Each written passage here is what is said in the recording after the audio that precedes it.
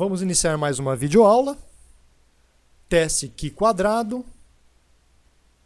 Hoje nós vamos ver o teste de independência.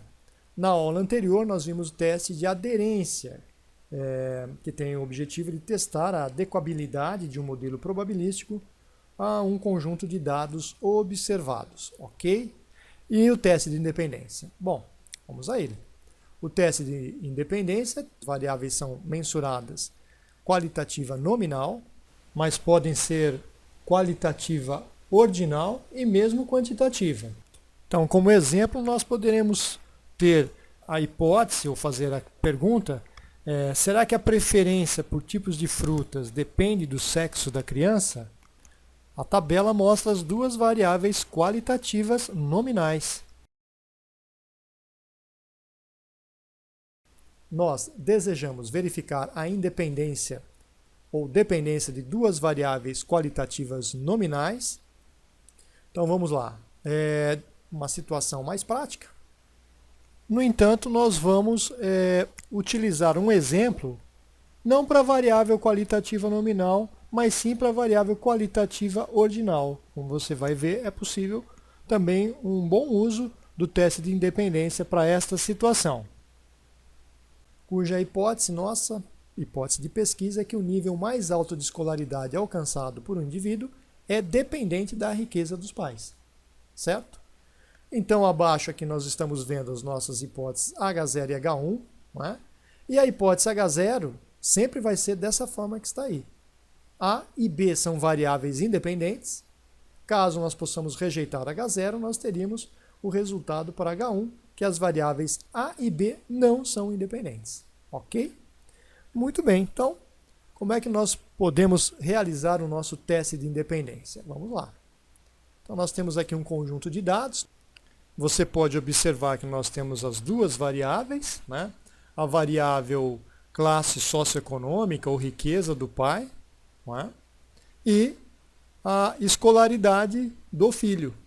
Está aqui dividida em 3 categorias, mas poderia ser diferente, poderia ser mais, tá certo? Nós temos 406 indivíduos e nós verificamos que desses 406, 32 são de famílias cujo pai apresenta um nível socioeconômico mais alto e esses 32 indivíduos terminaram a universidade. Nós temos desses 406, 26 indivíduos que terminaram o ensino médio, né, foram até o ensino médio, não alcançaram a universidade, e que vêm de famílias classificadas como sendo da classe socioeconômica mais alta, e por fim nós temos 19 que fizeram, né, até o ensino fundamental e que vêm dessa classe socioeconômica mais alta. E assim por diante nós temos todos os outros dados. Certo? Muito bom. Bom, nós vamos manter a mesma análise que nós fizemos anteriormente, que é a comparação das frequências observadas, que são essas que estão na tabela, né, em relação às frequências esperadas.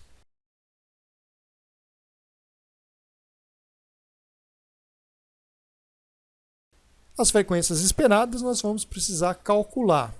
Nós não, o software vai calcular para a gente, não é isso? E como é que é a maneira de calcular a frequência esperada para cada uma dessas caselas que nós temos aí?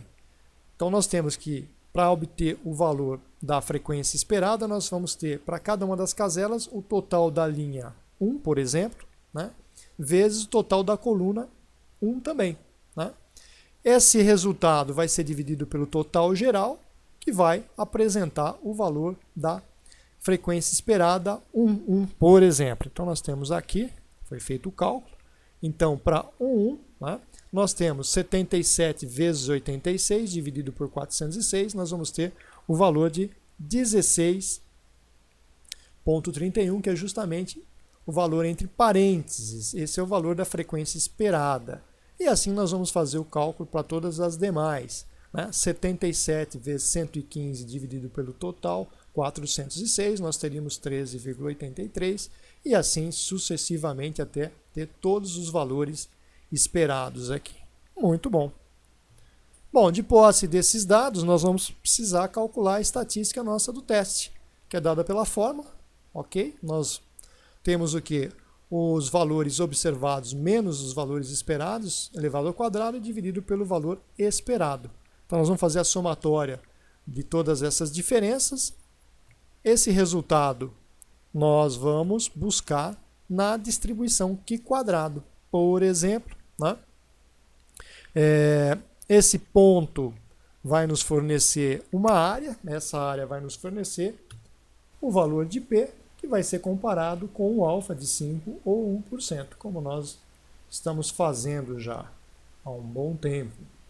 Ok, então, no exemplo que nós temos com os dados, nós teríamos agora o H0, classe socioeconômica, né, classe social do pai e escolaridade dos filhos, são variáveis independentes. E em H1, classe socioeconômica do pai e escolaridade dos filhos, né, faltando um S aí, não são variáveis independentes. Ok?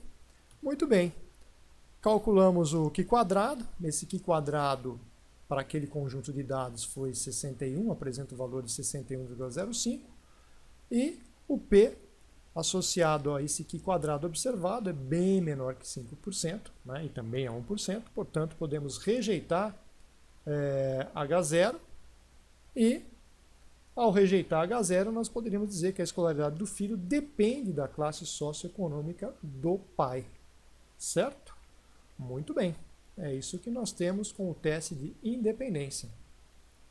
Observe que, naquele caso, nós temos uma situação em que a tabela apresenta uma característica específica, mas essa tabela ela pode apresentar 4, 5, 6 linhas e 2 colunas ou 3 colunas, e assim nós temos uma gama bastante grande de possibilidades de que cada variável apresente um conjunto de classificações diferentes, né? Ou ainda, né, o caso clássico de uma tabela 2x2, em que essa coluna aqui apresenta sim e não, são sim e não para fumantes, né? E a presença de câncer ou não câncer, ou seja, verificar se existe, né, uma associação entre fumantes e casos de câncer, tá certo? Então nós temos um conjunto bastante grande de tabelas com duas variáveis qualitativas nominais em que nós podemos avaliar a existência de independência ou não entre essas variáveis. Tá? Chamar a atenção que em tabelas maiores do que 2x2, recomenda-se que cada uma das frequências esperadas, não é observada, são as frequências esperadas, não apresente valor inferior a 5. Então, uma maneira de ter êxito, né, nessa questão é apresentar, né, trabalhar, na verdade, com amostras grandes, ok? Acho que nós demos conta aí do teste de independência. Até a próxima, um abraço.